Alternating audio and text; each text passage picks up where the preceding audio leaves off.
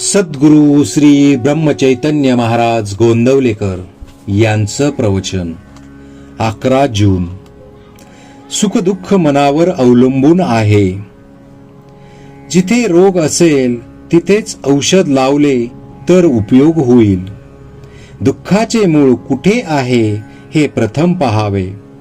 प्रपंचात काही न्यूनता पडली की दुःख होते. श्रीमंताच्या किंवा गरिबाच्या सुखदुःखात तसा फरक तो कोणता? एखाद्याजवळ पैसा पुष्कळ आहे परंतु मूल बाळ नाही म्हणून तो दुःखी असतो, तर दुसऱ्याला संतती आहे पण पैसा नाही म्हणून तो कष्टी होतो. तिसऱ्याला संतती संपत्ती वगैरे सर्व आहे परंतु पोटदुखीच्या विकाराने तो बेजार आहे. एकंदरीत सुखदुःखे कोणालाही सुटली नाहीत. जितक्या गोष्टी कमी पडल्या तितक्या प्रयासाने सुद्धा आणल्या तरी पण न्यूनता काही सरत नाही.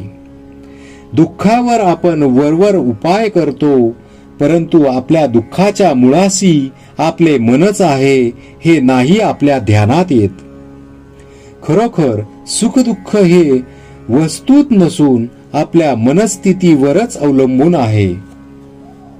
वस्तू चोरीला गेली त्यावेळी झोपेत आनंदात होता, पण जागे झाल्यावर वस्तू गेल्याचे समजल्यावर दुःखी झाला.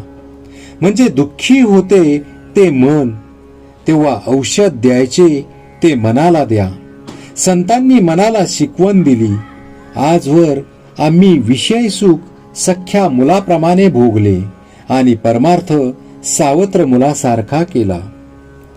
सावत्र आईप्रमाणे आम्ही मनाला शिकविले. ज्याचा सहवास झाला त्याप्रमाणे मनावर परिणाम होऊ लागले. विषयाचा सहवास गर्भापासून आपण ठेवतो म्हणून विषयापासून मिळणारा आनंद खरा असे मानू लागतो. ज्याचे बीज लावावे त्याची फळे खावी. आपण विषयाचे बी पेरतो आणि विषयाची फळे दुःखदायक आहेत म्हणून मग शोक करतो. याला काय करावे? व्यापारी दरवर्षी आढावा घेतात त्याप्रमाणे माझे विषय किती कमी झाले हे आपण पाहावे. जितकी प्रपंचाकरिता तळमळ करतो तितकी भगवंताकरिता करावी. प्रपंचातल्या अनुकूल परिस्थितीपेक्षा प्रतिकूल परिस्थिती हीच परमार्थाला जास्त उपकारक आहे. परमार्थ हा परिस्थितीवर, श्रीमंती गरिबीवर, रोगी निरोगीपणावर वगैरे कशावरही अवलंबून नाही. मनाची स्वस्थता, अंतःशुद्धता, आचरणाची पवित्रता यावर तो अवलंबून आहे. प्रपंचातल्या सोयी आणि गैरसोयी या दोन्ही परमार्थाच्या आड येतात. आपण रस्त्यातून चाललो असताना एखादे अत्तराचे दुकान पाहून थांबलो काय किंवा मिरच्याचे दुकान पाहून थांबलो काय, रस्ता चालण्याच्या दृष्टीने दोन्ही घातकच ठरतात. प्रपंच मुळात चांगलाही नाही आणि वाईटही नाही. आपण आपली आसक्ती त्यात घालवतो म्हणून आपल्याला तो सुखदुःख देतो.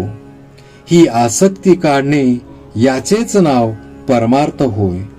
आपण करतो त्याच गोष्टी आसक्ती सोडून करणे याचे नाव परमार्थ. श्रीराम जय राम जय जय राम.